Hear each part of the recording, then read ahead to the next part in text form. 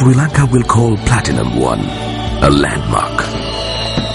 Only 70 will call it home. Because the address and where you live matters. Platinum 1, the finest address in Colombo.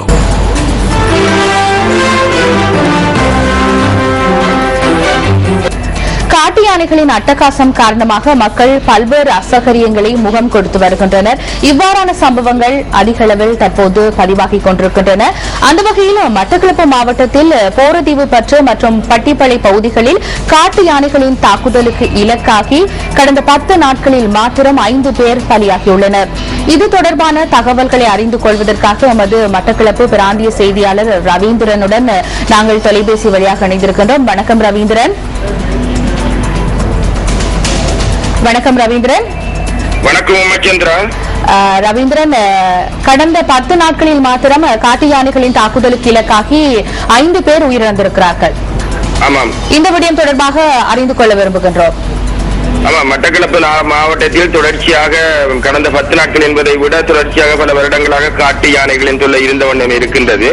ஆனாலும் கூட குறிப்பாக கடந்த 10 நாட்களில் காட்டு யானைகளின் தொல்லை மிகவும் மிகவும் அதிகரித்திருக்கின்றது. பொதுவாக பார்க்கின்ற போது போரதீவு பற்றி பிரதேச செயலக பிரிவிலும் பட்டிப்பளை பிரதேச செயலக பிரிவிலுமே இந்த தாக்கம் அதிகரித்திருக்கின்றது. கடந்த 10 நாட்களில் 5 பேர் வரையில் உயிரிழந்தும் இருக்கின்றனர். குறிப்பாக பார்ப்பில் 35ஆம் குளனி, 36ஆம் குளனி, 38ஆம் குளனி, 39ஆம் குளனி, புதுமுன்மாரிச்சோல, தாந்தாமல, 40 வட்டை மற்றும் நவகிரி நகர் உள்ளிட்ட பல பிரதேசங்களில் உயிரிழப்புகள் மாத்திரமல்ல, அவர்களுடைய உடைமைகள் சேதமாக்கப்பட்டிருக்கின்றது. மக்கள் இந்த காட்டு யானைகளின் தாக்குதல்களில் இருந்து தங்களை பாதுகாத்துக் கொள்வதற்காக எவ்வாறான நடவடிக்கைகளை அவர்களாக மேற்கொண்டிருக்கிறார்கள்?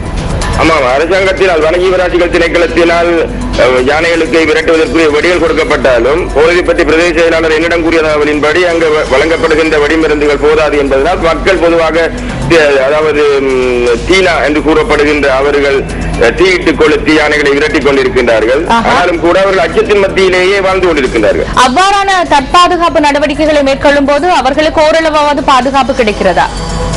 அது அவர்களின் மன நிம்மதிக்கு ஓரளவு பாதுகாப்பை கொடுத்தாலும் அது நிரந்தர ஒரு பாதுகாப்பாக அது அமையாது என்பதையே அந்த பிரதேச மக்கள் சுட்டிக்காட்டுகின்றனர். நிச்சயமாக ரவீந்திரன், காலை நேரத்தில் எங்களோடு இணைந்து கொண்டு இந்த தகவல்களை தந்தமைக்கு நன்றி. நிச்சயமாக அந்த மக்களுடைய இந்த காட்டு யானைகளுடைய தாக்குதல்கள் தொடர்பாக அவர்கள் எவ்வாறு தங்களை பாதுகாத்துக் கொள்வது என்பது தொடர்பாக ஒரு கேள்விக்குறியோடு தான் இருக்கின்றார்கள்.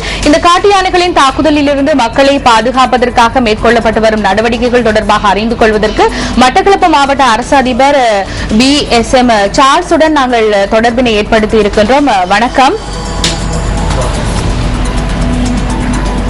வணக்கம்.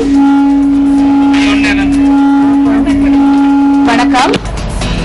வணக்கம். வணக்கம். எங்களோடு நீங்கள் நேரடியாக சக்தி தொலைக்காட்சி காலை நேர பிரதான செய்திகளோடு இணைந்திருக்கின்றீர்கள். வணக்கம் அரசு அதிபர். முக்கியமாக இந்த மட்டக்களப்பு மாவட்டத்தில் காட்டு யானைகளுடைய தொல்லை மக்களை கஷ்டத்தில் ஆழ்த்தி இருக்கிறது. இது தொடர்பாக எவ்வாறான நடவடிக்கைகளை நீங்கள் மேற்கொண்டுள்ளீர்கள் என்பது தொடர்பாக அறிந்து கொள்ள விரும்புகின்றோம். கடந்த காலங்களில் மட்டக்களப்பு மாவட்டத்தில் யானைகளின் தொல்லை பாரிய ஒரு பிரச்சனையாக விவசாயிகளுக்கு இருக்கின்றது. இது தொடர்பாக கடந்த 2 வருடங்களாக நாங்கள் பல நடவடிக்கைகளை எடுத்து வருகின்றோம். யானைகள் மக்களுடைய பகுதிகளுக்கு வருகின்ற பிரதேசங்களில் மின்சார வேலிகளை அமைத்திருக்கின்றோம். இந்த வருடத்திலே தயப்பட்டுள்ள நிகழ்ச்சி திட்டத்திற்கு 90 கிலோமீட்டருக்கு மேற்பட்ட பகுதிகளுக்கு மின்சார வேலிகளை அமைத்திருக்கின்றோம். அது மட்டுமல்லாமல் வனவிலங்கு திணைக்களத்தின் பணிப்பாளர் நாயகத்தை அழைத்து இந்த மாவட்டத்தில் ஒரு கூட்டத்தை நடத்தி இது சம்பந்தமான நடவடிக்கைகளை மேலும் மேம்படுத்துவதற்கான நடவடிக்கைகளை மேற்கொண்டிருந்தோம். இருந்தபோதும் கடந்த காலங்களில் மிக குறுகிய காலகட்டத்தில் யானையின் தாக்கத்தால் 5 பேர் உயிரிழந்ததாகவும் கடந்த வாரத்திலே ஒருவர் படுகாயம் அடைந்ததாகவும் எனக்கு என்னுடைய பிரதேச செயலாளர்கள் அறிக்கையிட்டிருக்கின்றார்கள். இதற்கு மிக முக்கிய காரணமாக நாங்கள் அறிந்து கொண்ட விரும்பும் என்னவென்றால் மக்கள் இந்த காட்டு பகுதிகளுக்கு உள்ளே செல்வதில் ஒரு காரணமாக கூறுகின்றார்கள்.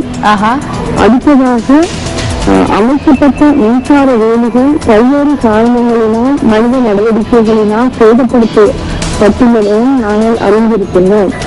எனவே தொடர்ந்து இது சம்பந்தமாக நான் வலிமையான திணைக்களத்தோடு கலந்துரையாடியுள்ளேன். மிக விரைவிலே இந்த கூட்டங்களை நடத்தி மீண்டும் இந்த நடவடிக்கைகளை எப்படி சீரமைத்து மக்களை இந்த யானை தொல்லைகளிலிருந்து காப்பாற்ற என்பது சம்பந்தமாக நாங்கள் ஆலோசித்து வருகின்றோம். நிச்சயமாக எங்களோடு நேரடியாக இணைந்து கொண்டு அந்த நிலைமைகள் தொடர்பாக தகவல்களை தந்த உங்களுக்கு எங்களுடைய நன்றிகளை நாங்கள் தெரிவித்துக் கொள்கின்றோம். நிச்சயமாக மட்டக்களப்பு மாவட்டத்தில் காட்டு யானைகளுடைய தொல்லை மிக அதிகமாக இருக்கிறது.